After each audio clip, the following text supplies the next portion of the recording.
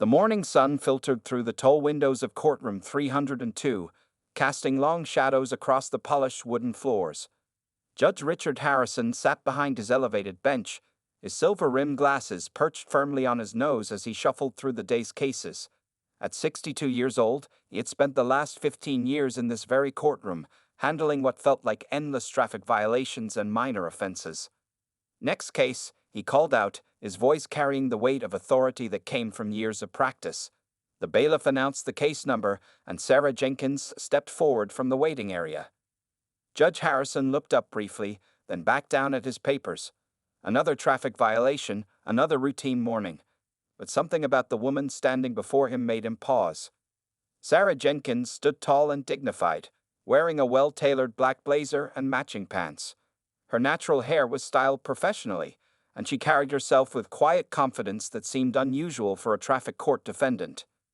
"Ms. Jenkins," he began, his tone already carrying a hint of dismissal, "you're here for running a red light on 5th and Main on the evening of March 15th. How do you plead?" Sarah stepped closer to the microphone. "Your Honor, while I acknowledge that I did drive through the light as it was changing, I believe there are important circumstances to consider." Her voice was clear and articulate, lacking the nervous stumble he usually heard from defendants. Judge Harrison leaned back slightly in his chair, his expression unchanged. "Ms. Jenkins, the officer's report clearly states the light was red, not changing. Are you disputing the officer's account?" "No, Your Honor," Sarah replied, maintaining her composure. "I was rushing to an important meeting that evening. We had a last-minute crisis that required my immediate attention. While I understand this doesn't excuse my actions, I hope the court will consider." "Ms. Jenkins," Judge Harrison interrupted, his voice taking on the stern tone he often used to maintain control of his courtroom. "Everyone who comes before this court has somewhere important to be. The law doesn't make exceptions for being in a hurry." He noticed her hands clasped together slightly tighter, but her expression remained steady. "I understand completely, Your Honor. I take full responsibility for my actions. I only wish to provide context." Several reporters sat in the back of the courtroom, routinely covering traffic court for the local news. One of them looked up with slightly more interest, perhaps noting the unusual tension in the exchange. Judge Harrison glanced at Sarah's file again. No previous violations, clean record. Yet something about her composure, her professional appearance in his traffic court, irritated him in a way he didn't quite understand. She didn't fit his usual expectations of apologetic, nervous defendants. "Ms. Jenkins, given that this is your first offense, I could simply issue a warning." He paused, tapping his pen against the desk. "However, running a red light is a serious safety violation. The fine will be $400, to be paid within 30 days. A flicker of surprise crossed Sarah's face. The fine was notably higher than usual for a first offense. "Your Honor, if I may." "That will be all, Ms. Jenkins." Judge Harrison cut her off firmly. "Pay the fine at the clerk's office. Next case." As Sarah turned to leave, she held her head high, dignity intact despite the dismissive treatment. The young reporter in the back scribbled something in his notebook, watching her exit the courtroom with more interest than typical traffic court proceedings usually warranted. Outside in the hallway, Sarah pulled out her phone and quickly typed out a message. "Running late. Traffic court took longer than expected. Starting rehearsals without me." She pressed send and took a deep breath, her thoughts already shifting to the evening's theater production she needed to direct. Judge Harrison continued through his morning docket, the interaction with Sarah Jenkins already fading from his mind. He had no way of knowing that their paths would cross again, or that this seemingly routine traffic court appearance would lead to a profound change in his perspective. The morning sun had climbed higher now, eliminating the shadows in the courtroom, but other kinds of shadows, those of prejudice and preconception, remained, waiting to be exposed to the light of understanding. 2 weeks had passed since the traffic court incident. Judge Richard Harrison adjusted his bow tie in front of the mirror, frowning at his reflection. His wife, Eleanor, stood behind him, already dressed in an elegant evening gown. "Richard, we're going to be late for the fundraiser," Eleanor reminded him, checking her watch for the third time. The Metro Theater's annual gala is the biggest cultural event of the season. Harrison sighed heavily. He'd rather spend his evening watching baseball, but as a prominent judge, He had to maintain certain social appearances. Remind me again why we're paying $200 a plate to watch people pretend on stage? Eleanor shook her head, used to her husband's reluctance toward the arts. Because it's important to support local culture, dear. Besides, they're announcing their new season tonight, and Margaret says their new artistic director has done amazing things with the theater. The grand ballroom of the Winston Hotel sparkled with crystal chandeliers and elegant decorations. Well-dressed couples filled the space, their quiet conversations creating a gentle buzz in the air. Harrison recognized many faces: lawyers, fellow judges, and local politicians all mingling together. Judge Harrison called out James Peterson, the city council president. "Glad you could make it. Have you heard about the remarkable work being done at Metro these days? Their attendance has doubled in the past year." Before Harrison could respond, the lights dimmed slightly and a spotlight illuminated the small stage at the front of the ballroom. The theater board's chairman stepped up to the microphone, beaming with pride. "Ladies and gentlemen, welcome to Metro Theater's annual fundraising gala," he began. "Tonight, we celebrate not just the arts, but also the visionary leadership that has transformed our theater. Please welcome our artistic director, the woman who has brought diversity, innovation, and record-breaking attendance to Metro Theater, Ms. Sarah Jenkins." Harrison's hand froze halfway to his mouth, his drink suddenly forgotten. Walking onto the stage was the same woman he had found in his courtroom 2 weeks ago. But this Sarah Jenkins moved with even more confidence, wearing a stunning deep purple evening gown that seemed to catch all the light in the room. "That's her," Eleanor whispered excitedly. "She's the one who directed that amazing production of The Glass Menagerie last month. Margaret says she's brilliant." Sarah stepped up to the microphone, her smile warm and genuine. "Thank you all for being here tonight. When I took this position 18 months ago, I had a dream of making theater accessible to everyone in our community. Theater isn't just entertainment. It's a mirror that shows us who we are, and a window that lets us see the world through other people's eyes." Harrison felt his collar growing tight as he listened. This accomplished woman was the same person he had treated dismissively in his courtroom. As she continued speaking about the theater's new community outreach programs and upcoming productions, he noticed how the audience hung on her every word. "Our next season," Sarah announced, "will focus on stories of justice, understanding, and the bridges we build between different communities. We believe that art has the power to change perspectives and open hearts." The audience burst into applause. Harrison clapped automatically, his mind still struggling to process this revelation. He watched as various important city figures rushed to congratulate Sarah after her speech, each eager to shake her hand and praise her work. "Shall we go say hello?" Eleanor suggested, already starting to move toward the stage. I'm not feeling well," Harrison said quickly.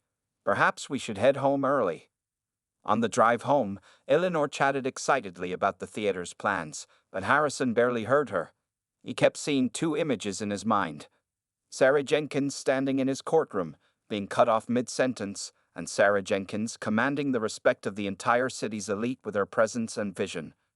As he lay in bed that night, sleep wouldn't come. For the first time in many years, Judge Richard Harrison began to question whether his quick judgments in court might be based on more than just the law. The spotlight followed Sarah Jenkins as she moved across the stage to accept her award. The crystal trophy caught the light, sending tiny rainbows dancing across the faces of the audience members. This was her moment, one she had earned through years of hard work and dedication to her craft. "Thank you for this honor," Sarah began, her voice clear and strong. "But tonight, I want to talk about something more important than awards. I want to talk about the power of seeing people, truly seeing them." In the audience, Judge Harrison shifted uncomfortably in his seat. His wife Eleanor sat beside him, completely focused on Sarah's words, unaware of her husband's growing discomfort. "Every day," Sarah continued, "we walk past hundreds of people. We look at them, but do we see them? Do we see their struggles, their dreams, their potential? Or do we simply see what we expect to see?" She paused, letting her words sink in. The ballroom was completely silent now, every person hanging on her next words. Even the waiters had stopped moving, standing still with their trays of champagne. "Just last month, I was running late to an important rehearsal. We were working on a play about justice and fairness." Sarah's lips curved into a small smile. Life has a funny way of teaching us lessons. That day, I learned how it feels to be judged based on appearance rather than character. Judge Harrison's hands gripped the edge of the table. His water glass trembled slightly as he reached for it. But that experience reminded me why our work at Metro Theater is so important, Sarah continued. Theater gives us the chance to step into someone else's shoes, to see the world through different eyes. When we watch a play, we're forced to put aside our assumptions and really listen to other people's stories. She gestured to the diverse group of actors and crew members sitting at tables near the stage. Look at our theater family. We have people from every background, every walk of life. On our stage, we tell stories that challenge what people think they know about each other. Sarah picked up the award, studying its surface for a moment. This award is beautiful, but the real beauty is in the changes I see happening in our community. Last week, a young girl came to our youth program. She told me she'd never thought someone who looked like her could be a director. Now she knows different. In the audience, several people wiped tears from their eyes. Eleanor squeezed her husband's hand, not noticing how tense he had become. So yes, I'm grateful for this award, Sarah said, her voice growing stronger. But I'm more grateful for every person who has ever felt invisible, who came to our theater and finally saw themselves represented on stage. I'm grateful for every person who came in thinking they knew everything about people different from them and left with their minds and hearts opened a little wider. She looked out over the audience, and for a brief moment, her eyes met Judge Harrison's.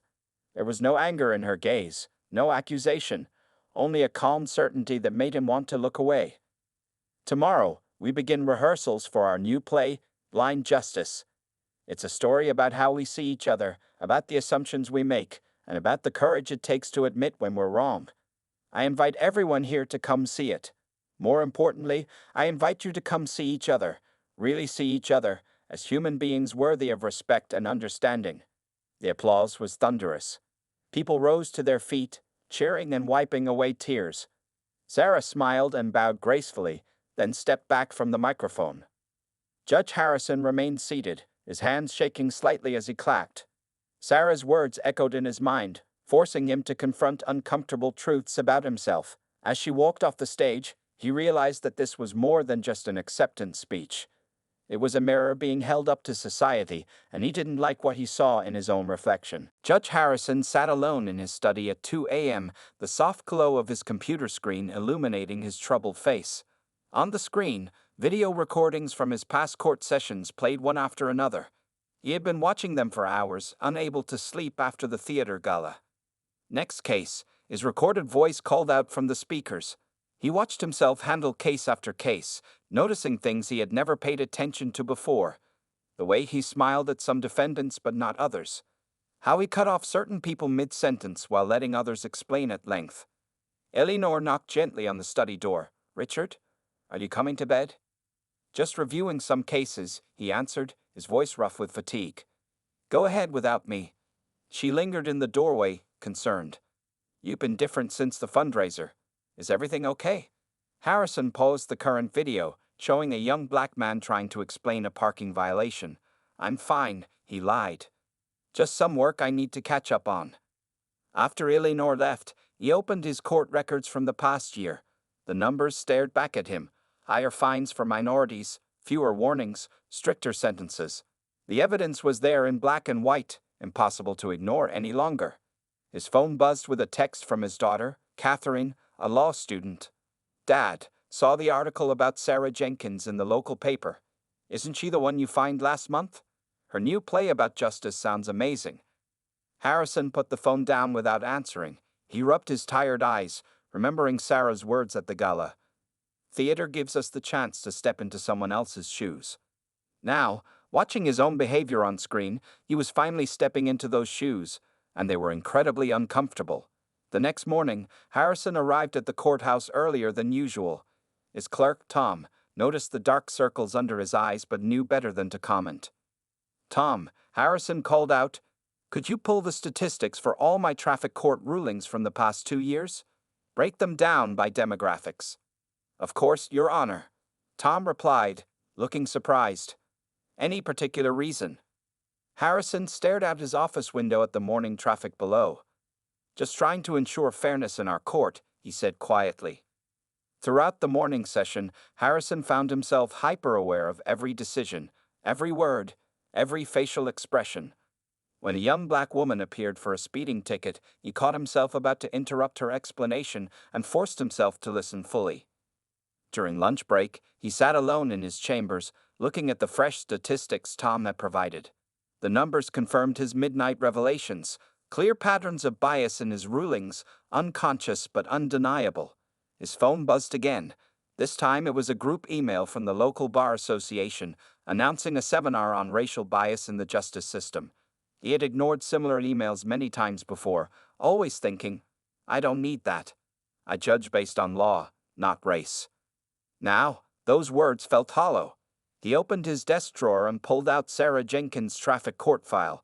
The fine he had imposed was indeed higher than is usual for first offenses. He had justified it at the time, telling himself it was about safety, about maintaining authority.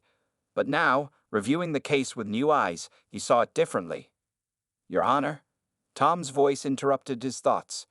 Your afternoon session begins in 5 minutes. Harrison stood up slowly, straightening his robes. For the first time in his career, putting them on felt like a burden rather than an honor. These robes represented justice, but had he been truly serving justice? As he walked toward his courtroom, he made a decision. After the session, he would sign up for that bias training seminar. It wouldn't be enough, but it would be a start. The woman he had fined was now teaching others about justice through art. Perhaps it was time for him to become a student again. Sarah Jenkins stood in the courthouse lobby, surrounded by a small group of actors and theater staff. They wore casual clothes instead of costumes, but their presence still drew curious looks from people passing by. Remember, Sarah told her team, this isn't just another performance. These workshops are about creating real connections. She held up a stack of papers, special permits allowing them to conduct theater workshops in the courthouse during lunch breaks. Down the hall, Judge Harrison watched from his chamber doorway. He had read the memo about the new community outreach program, building bridges through theater. The Metro Theater would be conducting workshops twice a week, bringing together court employees, lawyers, and community members. Your Honor. His clerk Tom appeared beside him.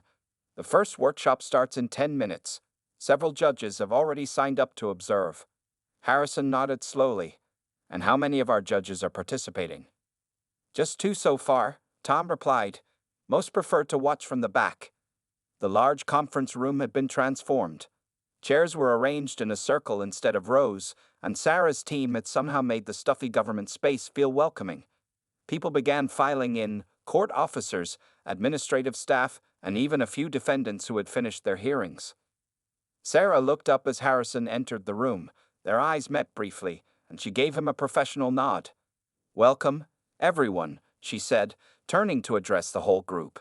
Today, we're going to explore something we all share, the experience of being judged and of judging others. The participants shifted uncomfortably in their seats.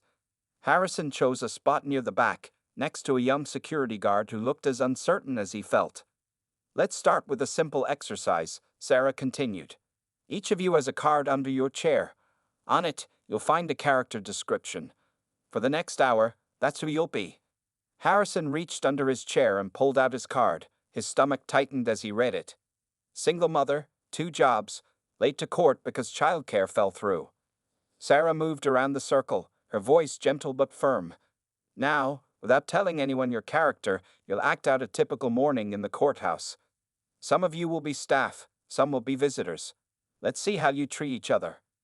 The room came alive with movement and conversation. Harrison watched as his fellow judges, now playing various roles, interacted with court staff who were pretending to be defendants. The security guard next to him, playing a judge, spoke sharply to everyone who approached. Freeze, Sarah called out after a few minutes. How does it feel to be in someone else's shoes? A court clerk who had been playing a nervous defendant raised her hand. I never realized how intimidating these halls can feel when you're on the other side. Sarah nodded encouragingly. And those playing authority figures, what are you noticing? The young security guard spoke up. I found myself getting impatient with people, even though I know they're just acting. It's like the role itself changed how I behaved. Harrison remained quiet, but his mind was racing. Watching his colleagues act out these scenarios, he saw reflections of his own behavior, the quick judgments, the impatience, the subtle ways power could corrupt kindness. Sarah walked to the center of the circle. In theater, we learn that every character has a story. The person rushing into court late might be a single parent who just lost childcare. The person speaking too softly might be afraid because of past traumas. The person dressed casually might be wearing the best clothes they own. She paused, making eye contact with each participant. Justice isn't just about laws, it's about seeing the humanity in each person who walks through these doors. Harrison felt her words hit home. He thought about all the stories he had never bothered to hear, all the explanations he had cut short. As the workshop continued, he stayed in his seat, no longer just observing, but truly beginning to learn. A week after the first workshop, Judge Harrison found himself back in the conference room, this time sitting in the front row. The space had been transformed again, with a small stage area created at one end. More people had joined today, other judges, lawyers, and even some regular citizens who had heard about the program. Sarah stood in the center, her presence commanding attention without demanding it. Today, she announced, we're going to perform real court scenarios. But with a twist, you'll play roles opposite to your real-life positions. Harrison felt his heart rate increase. He had spent the past week watching recordings of his old cases, and each viewing made him more aware of his past behavior. Now, Sarah was asking them to step even further out of their comfort zones. Judge Harrison, Sarah called out, causing several people to turn and look at him. Would you be willing to help us demonstrate? He stood slowly, straightening his tie. Of course, he replied, trying to keep his voice steady. You'll play a defendant today, Sarah explained, handing him a script. Your character has been given a traffic ticket, but you can't afford to pay it because you're supporting your sick mother. Harrison felt the weight of every eye in the room. A young black woman, one of the regular workshop participants, would play the judge. She sat in a chair elevated on the makeshift stage, wearing a black robe borrowed from the courthouse. The scene began. Harrison found himself standing before the pretend judge, feeling surprisingly nervous despite knowing it was just an exercise. Your Honor, he began, reading from his script but feeling the emotions behind the words. I know I was speeding, but my mother's medicine had run out, and the pharmacy was about to close. That's not an excuse for endangering others. The woman playing the judge cut him off sharply. Harrison recognized his own tone, his own mannerisms in her performance. The fine is $300, due within 30 days. But Your Honor, I'm working 2 jobs already. My mother's medical bills. Everyone has problems, she interrupted again. The law is the law. Pay the fine or face additional penalties. Next case. Sarah called out, freeze. The room fell silent. Judge Harrison, how did that feel? He took a deep breath, struggling to find the right words. It felt helpless. He finally said, like my story didn't matter, like I was just another case number. The woman playing the judge removed her robe. I copied your style, Your Honor, she said quietly. I've been before you in court twice. Harrison felt his face grow warm. I see. And for the first time, he truly did. Sarah moved to center stage. Now, let's try the scene again. This time, everyone watched for moments where understanding and empathy could change the outcome. They performed the scene 3 more times, each version showing different approaches. Harrison played his role with growing understanding, while others offered suggestions for how judges could maintain authority while still showing compassion. During a break, Harrison stood by the water cooler, lost in thought. Sarah approached him quietly. Your participation means a lot to the group, she said. It's not easy for someone in your position to show vulnerability. Harrison turned to face her. I've been doing this job for so long, I forgot what it feels like on the other side of the bench. He paused. I forgot a lot of things. Sarah nodded understandingly. Change starts with awareness. These workshops aren't about blame, they're about growth. As the session resumed, Harrison watched his colleagues take turns in different roles. A bailiff played a scared teenager, a prosecutor became a single mother, a defense attorney portrayed a strict judge. With each scene, the invisible walls between them seemed to crumble a little more. By the end of the workshop, something had shifted in the room. People lingered, talking in mixed groups, sharing stories and perspectives they had never expressed before. Harrison stayed until the very end, taking notes not on legal precedents, but on human experiences. The Metro Theater building stood quiet in the early morning light. Sarah Jenkins sat in her office, reviewing scripts for the upcoming season when her assistant knocked on the door. "Miss Jenkins, Judge Harrison is here to see you. He doesn't have an appointment, but—" Sarah looked up from her papers, surprised. "It's all right, Lisa. Please send him in." Judge Harrison entered the office, looking different without his judicial robes. He wore a simple gray suit, and his usual confident posture was replaced with something more humble. "Thank you for seeing me, Miss Jenkins," he said, remaining standing until she gestured to a chair. "I know I should have made an appointment." Sarah set aside her work. "What can I do for you, Judge Harrison?" He took a deep breath, his hands clasped tightly in his lap. "I owe you an apology. Not just for the traffic fine, but for how I treated you that day in court. I didn't see you, I only saw what I wanted to see." Sarah remained quiet, allowing him to continue. Sunlight streamed through her office window, illuminating the theater posters on the walls, shows about justice, redemption, and human connection. "The workshops you brought to the courthouse," Harrison continued, "they opened my eyes. Not just mine, but many others too. Yesterday, I watched Judge Peterson spend 10 minutes really listening to a young man's story before making his ruling." Sarah leaned forward slightly. "Change happens one person at a time, one story at a time." "I've been reviewing all my cases from the past year," Harrison admitted. "The patterns are clear. I've been harder on minorities, quicker to dismiss their explanations, more likely to impose maximum fines." His voice grew rough with emotion. "I'm ashamed of that now." "Recognizing our biases is the first step," Sarah replied gently. "What matters is what we do next." Harrison reached into his briefcase and pulled out a folder. "I drafted new guidelines for our traffic court. Standardized fines based solely on the offense and driving record.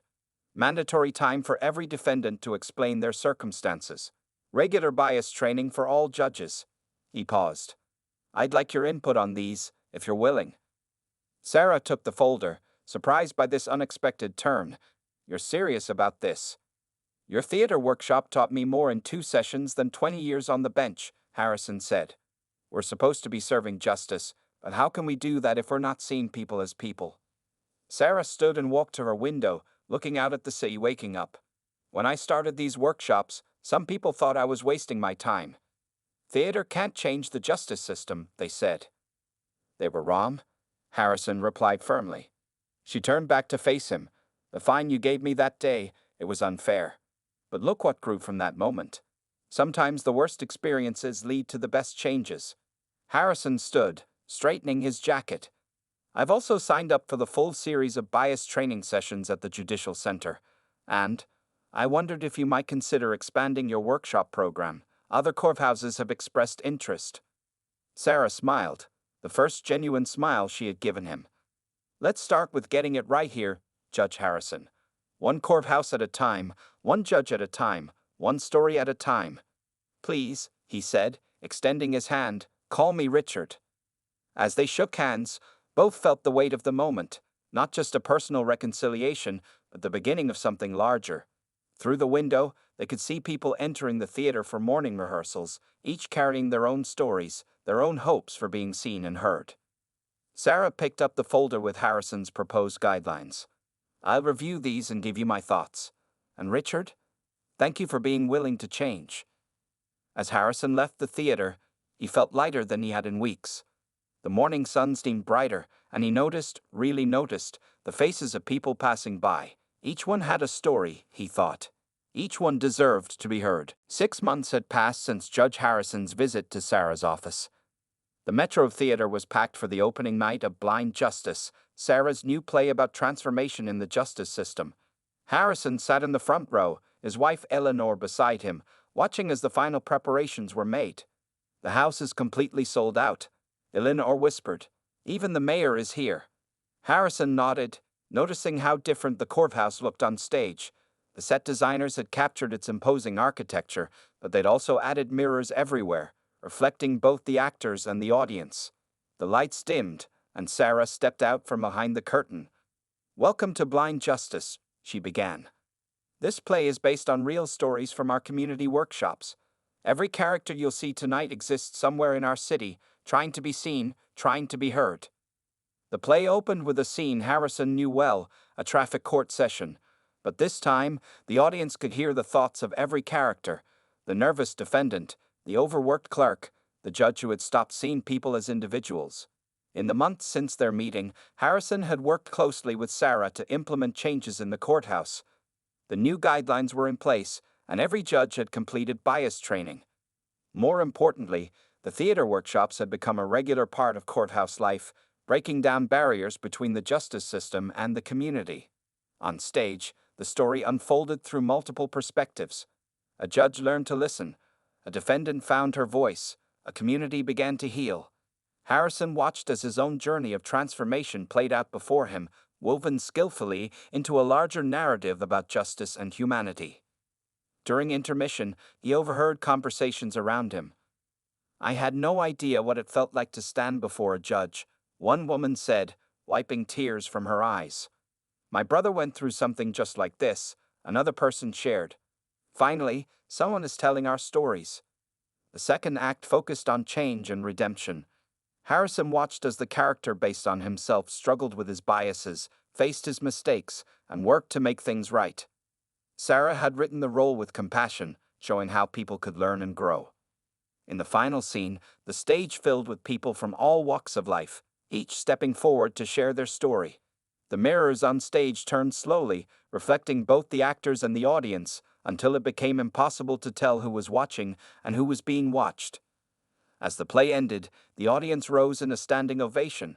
Sarah appeared for her bow, and Harrison noticed she was wearing the same outfit she had worn to traffic court that first day. A deliberate choice, he realized, bringing their story full circle. After the show, at the small reception in the theater lobby, Harrison watched as people from the courthouse mingled with community members, sharing their reactions to the play.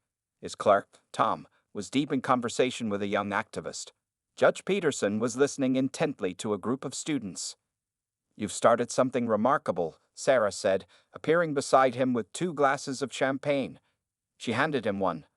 Harrison accepted the glass. "We've started something," he corrected her. "I never thought a traffic ticket could lead to all this." Sarah smiled.